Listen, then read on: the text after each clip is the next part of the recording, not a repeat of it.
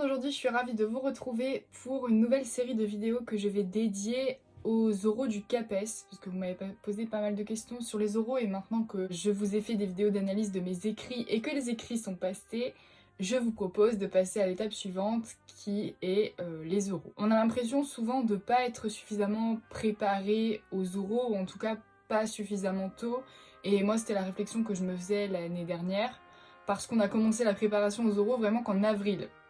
Alors j'ai envie de vous dire, pour l'agrégation ça pose problème, pour le CAPES un peu moins, parce qu'en réalité il vous reste 2 mois pour vous préparer, et comme il y a relativement peu d'épreuves, il n'y a que 2 épreuves orales, et que je dirais il faut plus réviser pour la première, ça vous laisse quand même du temps. Alors aujourd'hui je vais aborder la première épreuve qui est l'épreuve de leçon, la plus conséquente et celle qui a un coefficient supérieur. Alors je sais plus au niveau des coefficients. Donc l'épreuve de leçon est coefficientée à 5, tandis que l'épreuve d'entretien, que je vous détaillerai dans une autre vidéo, est coefficientée à 3. Donc pas négligeable non plus, mais l'épreuve de leçon c'est vraiment la grosse épreuve. Alors cette épreuve, elle nécessite 3 heures de préparation, donc vous êtes convoqué bien à l'avance. La durée totale de l'épreuve face au jury est de 1 heure, sachant que vous avez droit à 40 minutes de monologue maximum, et qu'ensuite il y a un échange avec le jury qui dure au maximum 20 minutes. Pendant ces 40 minutes, concrètement, qu'est-ce que vous allez devoir faire ? Eh bien ça dépend tout d'abord de l'option que vous allez prendre, puisque à l'oral, les lettres modernes peuvent prendre différentes options, entre lettres modernes, cinéma, théâtre, latin et français langue étrangère. Alors moi, pour ma part, j'ai pris latin, donc je parlerai dans cette vidéo essentiellement du latin, mais les conseils que je vais donner pour l'explication de texte et pour la proposition de séance sont valables pour toutes les autres options. Quelles sont les différentes options d'abord ? Dans toutes les options, on vous donne un texte français à expliquer, et ensuite c'est le document qui va être associé qui va changer en fonction des options. Par exemple, pour l'option lettres modernes, vous allez avoir un autre texte en français. Pour l'option théâtre, vous allez avoir, je crois, un extrait de captation ou de texte de théâtre. Je m'y connais pas. En cinéma, vous avez un extrait de scène à analyser et à mettre en rapport avec le texte. En latin, donc là, vous avez un extrait de texte latin avec un court passage à traduire. Et en français langue étrangère, vous avez un autre texte français, mais cette fois-ci, vous devez le traiter en tant que destiné à des niveaux de français différents. Donc vous avez les fameux A1, A2, B1, B2. Cette épreuve, vous avez tout d'abord 15-20 minutes pour faire une explication linéaire du texte français qui vous est donné. Le jour du CAPES, enfin de l'oral, on vous donnera non seulement l'ouvrage entier dont est extrait le texte que vous avez expliqué, mais en plus de ça, une feuille avec juste l'extrait sur laquelle vous pourrez cette fois-ci écrire. J'insiste sur le fait de bien prendre connaissance du livre juste avant, éventuellement de lire rapidement le résumé si vous ne connaissez pas, ou de lire un petit peu la préface, sans non plus vous éparpiller dedans, parce que vous n'avez que 3 heures pour faire cette explication et inventer une séance avec le texte associé, le document associé. Alors tout d'abord, l'explication de texte donc doit durer entre 15 et 20 minutes, pas plus dans votre monologue de 40 minutes, puisqu'il faudra ensuite détailler la séance. C'est une explication de texte assez classique, linéaire, qui se veut mettre au jour les mécanismes du texte, expliquer comment c'est écrit, pourquoi c'est écrit comme ça, les effets. Il faut tout d'abord faire une introduction en bonne et due forme. Alors vous présentez tout d'abord brièvement le texte, vous le replacez dans son contexte, vous parlez éventuellement du mouvement, vous parlez du genre aussi, vous essayez de le situer dans l'œuvre également. Puis vous passez à ce que j'appelle la situation d'énonciation, c'est-à-dire vous résumez globalement ce qui se passe dans le texte, donc en répondant aux questions qui, quand, quoi, où, comment, pourquoi. Ensuite, vous passez à la caractérisation du texte, c'est ultra important parce que c'est ce qui va vous permettre ensuite de pouvoir dégager un projet de lecture. Donc de cette caractérisation, il y a quoi ? Il y a les types de textes. Est-ce qu'on est dans un texte narratif, argumentatif, descriptif, dans un dialogue ? Et il peut y avoir plusieurs types de textes dans un même extrait. Donc essayez de dégager justement les moments de changement. Il faut également parler des registres. Est-ce qu'on est plutôt dans un registre pathétique, lyrique, comique, burlesque ? Il vous faut également dégager les grandes thématiques d'amour, de la mort, de la relation entre les êtres, de science, j'en sais rien. Ensuite, vous en venez à dégager les mouvements du texte. Les mouvements du texte, c'est les mouvements qui vont structurer ensuite votre exposé. J'insiste sur le fait que c'est pas comme un commentaire composé, vous n'êtes pas obligé de faire 3 mouvements, donc 3 parties.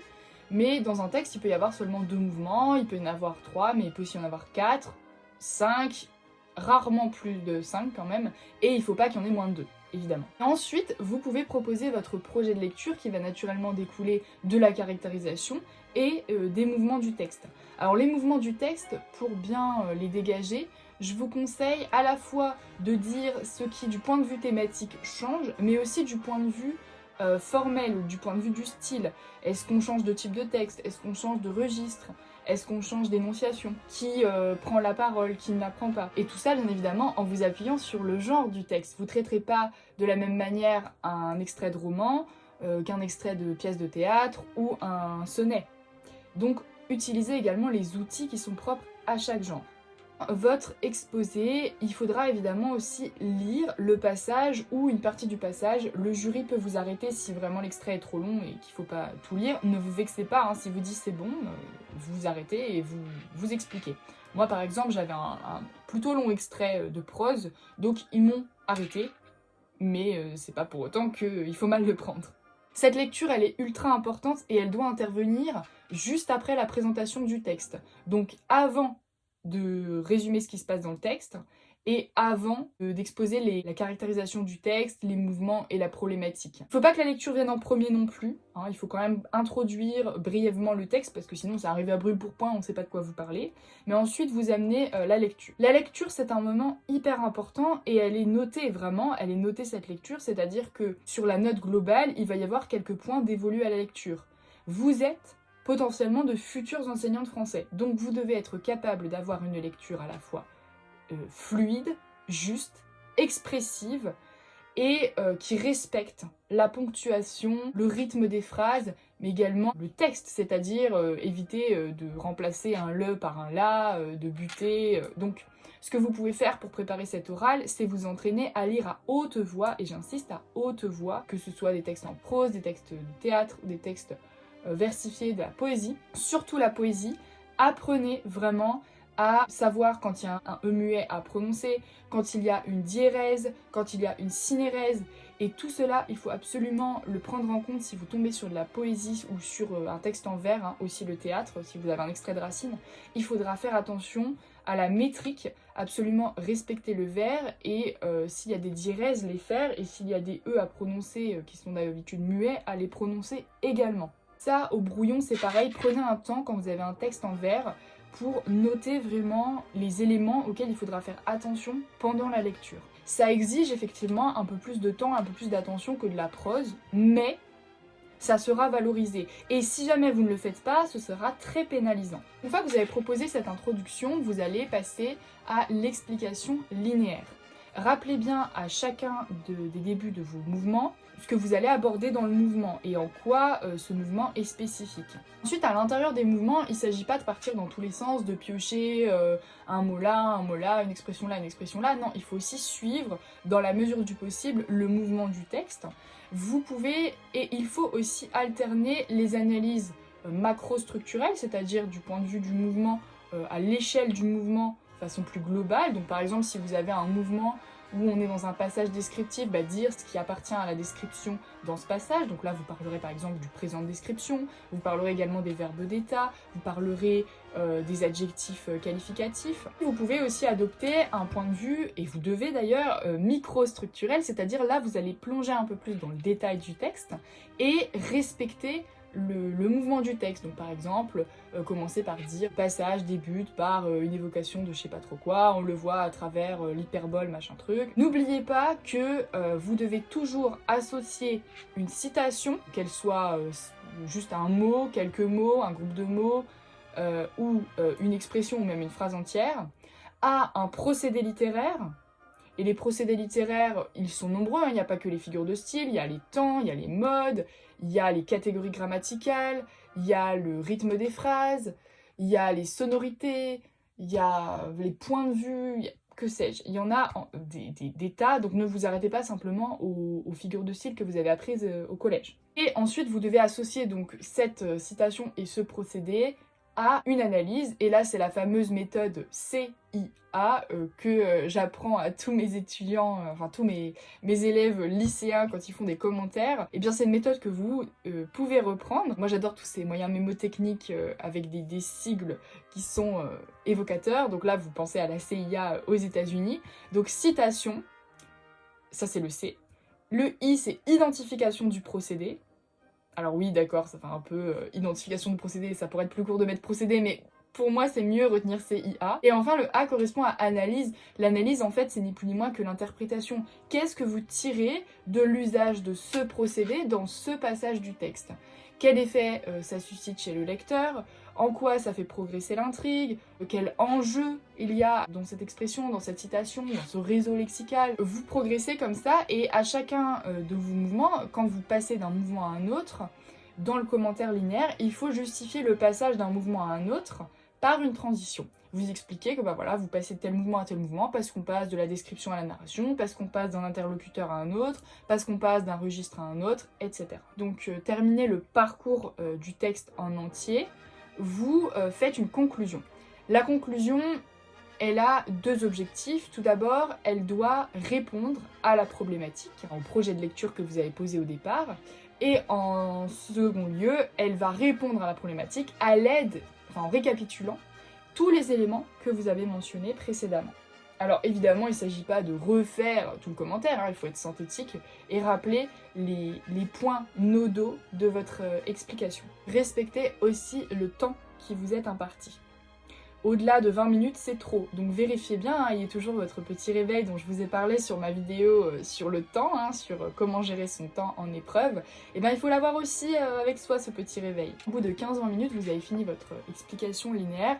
Et ensuite, vous allez passer à la proposition de séance. Tout d'abord, il vous faut présenter le document associé. Pour ma part, comme j'étais en option latin, je devais présenter un texte latin. Et en plus de ça, j'avais une mini traduction à faire. Alors quand vous êtes en option latin, c'est vraiment une traduction de quelques lignes. C'était vraiment dérisoire. C'est pas pour ça que c'était simple. J'ai d'ailleurs fait une erreur et je me suis reprise juste après dans l'échange. Et vous avez donc cette traduction à prendre en compte dans votre temps de préparation. Vous avez à disposition le jour du CAPES évidemment un gaffio. Votre texte latin est plus grand. Donc vous avez à la fois le texte latin et la traduction à côté, sauf pour le passage que vous avez à traduire. Donc vous pouvez évidemment vous aider de la traduction de l'avant et de l'après pour essayer de comprendre le contexte et ainsi mieux traduire le passage à traduire. Donc pour le latin, vous devez d'abord, et pour toutes les options de toute façon, vous devez présenter d'abord les documents associés, enfin le document associé, de la même manière que vous avez présenté le texte à étudier. Donc l'auteur, le titre, la date, le contexte, le genre, la caractérisation aussi de l'extrait, tout comme je viens de vous le dire, et bien vous le faites exactement pour ce texte. Vous en lisez également un extrait. Alors en latin, je sais plus tellement comment j'avais fait, mais il me semble que j'avais lu moi un passage en latin, pour montrer que j'avais une maîtrise aussi de la lecture et de la phonétique latine, puisque le latin ne se prononce pas tout à fait comme le français moderne. Ensuite, pour l'option latin, vous rajoutez le passage de traduction. Donc vous faites une traduction, pour les latinistes, vous savez comment ça se passe, c'est-à-dire segment par segment. Et ensuite, vous passez à la proposition de séance. Mais avant la proposition de séance, il faut mettre en lien les deux documents. Et vraiment, j'insiste sur ce point. Ça doit prendre quelques minutes dans votre explication avant même d'expliquer la séance. Donc là, vous faites ni plus ni moins qu'une analyse comparatiste des deux documents. Qu'est-ce qui les rassemble? Qu'est-ce qui les distingue? Ce qui peut les rassembler, ça peut être un thème, ça peut être un registre, ça peut être un genre. Et ce qui les distingue, ça peut être l'énonciation, ça peut être le point de vue, ça peut être le registre, justement. Donc vraiment, il faut à la fois choper des éléments de convergence et à la fois des éléments de divergence entre les deux textes, de façon à faire émerger une problématique commune qui va guider votre séance. Ensuite, vous devez proposer une séance. La séance de cours, ça dure pas forcément qu'une seule heure. Une séance en enseignement, ça peut durer de 1 à 2 heures. Donc après, libre à vous de faire le choix de faire une séance de 1 heure ou 2 heures, mais d'expliquer, de justifier au jury pourquoi vous choisissez plutôt une séance de 2 heures. Est-ce que c'est en lien avec le niveau? Est-ce que c'est en lien avec le nombre d'activités que vous voulez mettre en place dans votre séance? il faut toujours le justifier. Justifier vos choix didactiques et pédagogiques. Vous avez un niveau qui vous est donné sur le sujet, c'est-à-dire que c'est pas vous qui choisissez si vous allez faire votre séance en seconde ou en sixième. C'est indiqué par le libellé. Moi par exemple je suis tombée sur le niveau 3e. Bon, au vu des textes, ça semblait justifié, parce qu'il vous faudra également replacer votre séance dans les programmes. Donc ça, c'est le premier moment. Vous définissez tout d'abord la durée de la séance, vous définissez dans quels éléments du programme ça s'inscrit, donc là vous parlez des enjeux littéraires et de formation. Par exemple, moi j'étais tombée sur 2 textes qui avaient une dimension satirique, et donc ça s'inscrivait parfaitement dans dénoncer les travers de la société en classe de 3e. Enfin parfaitement, il m'a fallu quand même réfléchir un peu, je voyais pas trop où ce qu'il voulait nous emmener. Donc il faut bien mentionner l'intitulé du programme que vous avez bien appris par cœur pour les écrits, et ensuite vous passez donc aux enjeux de la séance. Donc vous allez exposer d'abord peut-être un titre de séance qui va synthétiser les enjeux de cette séance, dire aussi dans quelle séquence elle s'inscrit. Il faut essayer d'imaginer, alors pas d'inventer une séquence complète, mais d'imaginer dans quelle séquence ça pourrait s'inscrire et à quel moment de la séquence. Est-ce qu'on est plutôt au tout début de la séquence ou est-ce qu'on a déjà un peu progressé dans la séquence? Moi par exemple, comme c'était des textes assez complexes, j'ai décidé de la mettre plutôt en milieu-fin de séquence, après avoir élaboré une définition de la satire au cours de la séquence en amont. Vous devez également proposer des objectifs de séance, donc ce que vous allez faire développer comme compétences aux élèves pendant cette séance, en termes de lecture, en termes d'écriture, en termes d'oral et en termes de langue, c'est-à-dire de la grammaire. Parce qu'il y aura également une petite partie grammaire qu'il faudra intégrer à votre séance. La littérature n'est jamais détachée de la linguistique, sachez-le. Il faut toujours mettre en valeur ce pont entre les deux dans vos épreuves du CAPES de lettres. Alors ça ressemble un petit peu à la partie didactique que vous avez lors de la seconde épreuve écrite du CAPES. Les objectifs de lecture, je rappelle, la lecture, c'est pas la lecture orale, hein, ça c'est de l'oral. Lire à voix haute un texte, ça c'est un objectif d'oral. La lecture, c'est tout ce qui se rapporte à la compréhension d'un texte, c'est-à-dire être capable de comprendre combien il y a de personnes qui interagissent, être capable de comprendre s'il s'agit d'un texte lyrique, élégiaque, j'en sais rien. Tout ce qui est écriture, là on va être plutôt au niveau des réalisations, des productions des élèves, donc par exemple être capable d'écrire, d'écrire une invention, ou alors un commentaire, être capable d'écrire une introduction de commentaire, etc. Les objectifs d'oral, eh bien ça peut être de la lecture à voix haute, ça peut être aussi faire un enregistrement, ça peut être aussi faire un débat, aussi travailler en groupe par exemple, ça peut être aussi une participation orale, et vous avez les objectifs de grammaire, donc là, il ne s'agit pas de faire une leçon de grammaire complète dans votre séance, ça, il y a vraiment des séances de langue qui sont dévolues à ça, hein. Maintenant on réintroduit ça depuis quelques années, des heures dévolues entièrement à la grammaire. Par exemple, vous allez faire 1 heure sur les subordonnées relatives. Mais là, dans votre séance de littérature, vous devez quand même introduire un tout petit peu de grammaire par-ci par-là. Et là, vous devez vous appuyer sur ce qui est récurrent dans votre texte. Vous n'allez pas faire un point sur la subordonnée relative s'il n'y a absolument pas de subordonnée relative dans votre texte. Ce serait idiot. Donc là, vous devez vous appuyer évidemment sur le premier texte que vous avez eu à expliquer. Et dans ce texte, vous allez repérer des phénomènes de langue. Alors moi, il me semble que mon texte, il y avait beaucoup de parataxe, de juxtaposition, et donc je crois que j'ai travaillé, je ne me rappelle plus bien, mais je crois que j'ai travaillé sur justement la parataxe et l'hypotaxe. Alors c'est-à-dire, est-ce que les morceaux de phrases sont juxtaposés, ou coordonnés, ou subordonnés. Ça fait un très bon rappel d'ailleurs pour le brevet. Ah oui, n'oubliez pas, quand vous avez un niveau qui se rapproche des grands examens, par exemple le brevet en 3e ou le baccalauréat en 1re, n'hésitez pas à dire, ben voilà, cet objectif-là, il va être mené dans la perspective du brevet ou du baccalauréat. Là, vous montrez que vous savez absolument tout sur le programme de l'éducation nationale et ils sont heureux. Ensuite, une fois que vous avez présenté ainsi votre séance, donc vous avez défini les objectifs de séance, vous avez défini dans quel cadre ça s'inscrit, vous allez passer au déploiement de toutes les étapes de votre séance. Donc, il faut essayer que ce soit progressif et à chaque fois, notez que vous changez d'étape. Donc par exemple, première étape, on va faire un moment de découverte du texte avec les élèves, lecture à voix haute, etc. Donc vous expliquez de façon assez schématique ce que vous allez faire, mais vous expliquez, vous justifiez à chaque fois pourquoi vous faites ce choix-là plutôt que ce choix-là. Par exemple, moi je dis que à la découverte d'un texte, c'est toujours le professeur qui doit lire en premier le texte, et non pas les élèves. Et là j'explique parce que les élèves peuvent faire des erreurs de lecture qui peuvent fausser la compréhension du texte pour l'ensemble des élèves. C'est le genre de justification que vous devez apporter, sans être tout à fait catégorique, hein, mais vous justifiez vos choix et c'est ce qui montre que vous serez un professeur réfléchi. Des étapes dans une séance,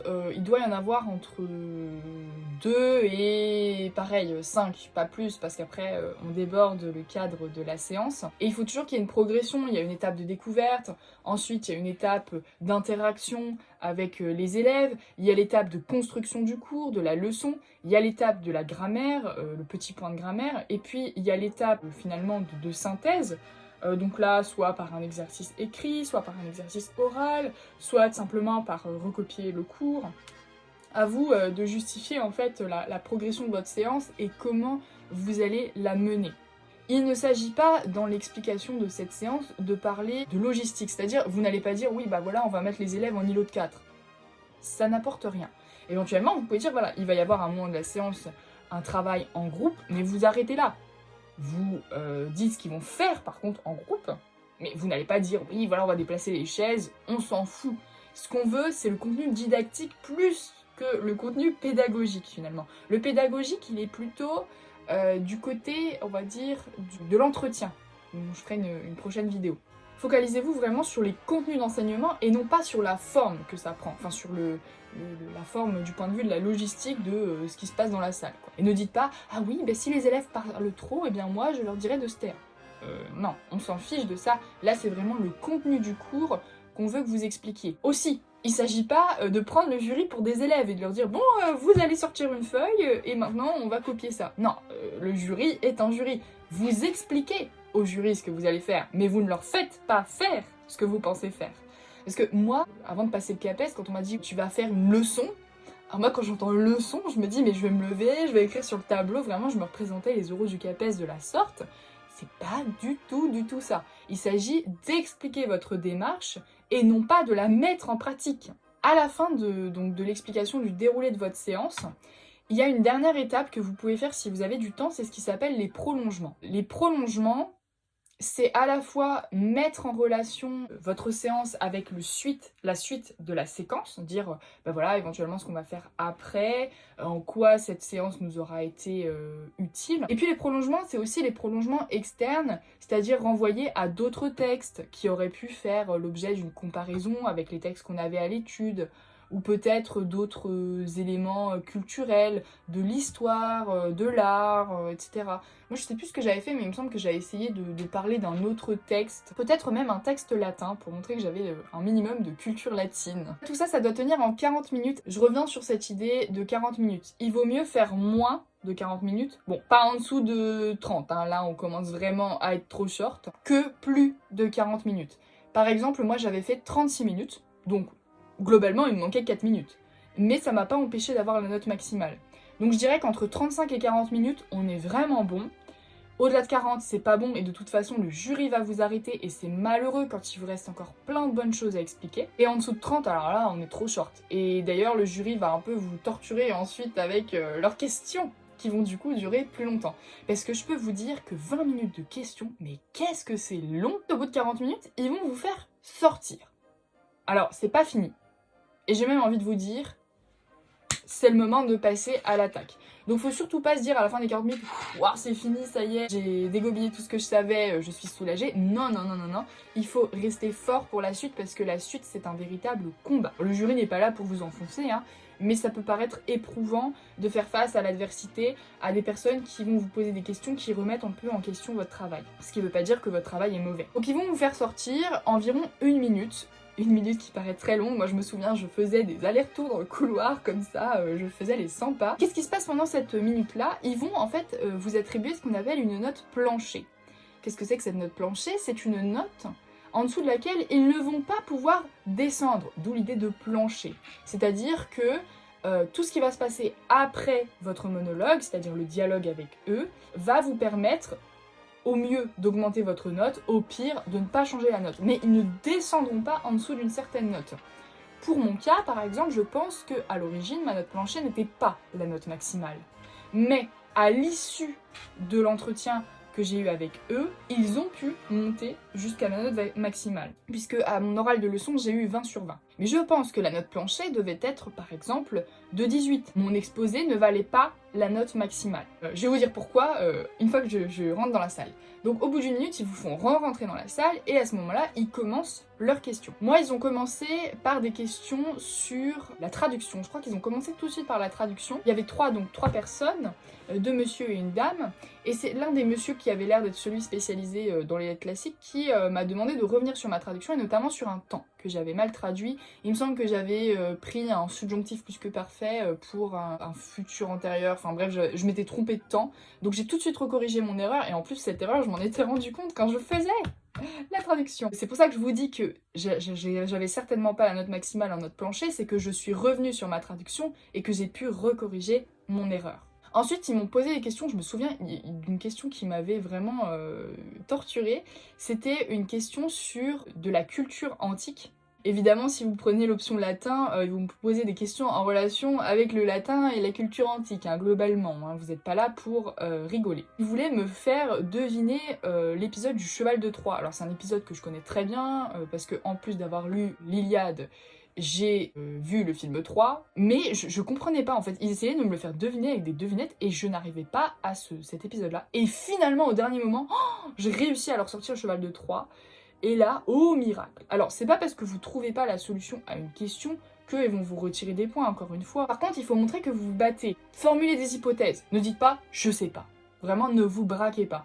Dites ben voilà, je pense que ça pourrait être ça, ou alors peut-être que ça peut être ça, mais en réalité ici je suis pas sûre. Voilà. Formulez des hypothèses, montrez-vous ouvert aussi à la remise en question. Il y a certaines questions qui vont justement interroger le contenu de votre monologue. Moi par exemple, ils sont revenus sur des points de ma séance, ils ont voulu que j'éclaire certains points, que j'explique pourquoi je fais ceci plutôt que cela, que je développe peut-être aussi certains points de ma séance. Ne vous braquez pas non plus, ne vous dites pas « Ah, s'ils me posent cette question, c'est qu'ils sont pas contents de ma séance, il fallait tout changer ». Non, non, dites-vous que le jury n'est pas dans votre tête, donc il n'a pas une compréhension maximale de ce que vous voulez faire, et il a envie de comprendre plus pour mieux saisir votre exposé et ensuite vous donner une meilleure note si ça vaut le coup. Donc, vraiment, le mot d'ordre, c'est soyez ouverts aux questions, soyez ouverts à la remise en question aussi. Ne pensez pas que tout votre exposé est parfait et qu'il n'y a rien à revoir. Il faut vraiment se dire, bah, s'il me pose cette question, c'est qu'il y a peut-être quelque chose à préciser, il y a peut-être un élément à améliorer. Vous pouvez proposer aussi d'autres hypothèses. Peut-être qu'il y a des idées qui vont venir pendant les questions. Donc vraiment, restez ouverts. Une fois que les 20 minutes de questions sont passées, bah, ils vous demandent de quitter la salle. N'oubliez pas de dire bonjour quand vous entrez et au revoir quand vous sortez. Hein, ça peut paraître mais vraiment purement trivial ce que je dis. Mais ça met le jury dans de bonnes dispositions. Vous restez des êtres humains, vous restez dans un cadre civil, donc il faut avoir une forme de politesse quand même. Alors moi j'ai pas compris, ils voulaient pas que je reparte avec les brouillons. Alors je pense que c'est parce qu'il y avait d'autres personnes qui passaient après sur le même sujet, donc ils voulaient pas qu'il y ait d'interaction, etc. Mais j'ai d'autres amis qui sont repartis avec leurs brouillons. Ne vous étonnez pas s'ils vous disent de laisser les brouillons sur place. Voilà ce que j'avais à vous dire pour l'épreuve de leçon. J'espère que ça vous aura aidé. Si vous avez des questions, comme toujours, n'hésitez pas à me les poser en commentaire. Et quant à moi, je vous retrouve très vite pour une prochaine vidéo.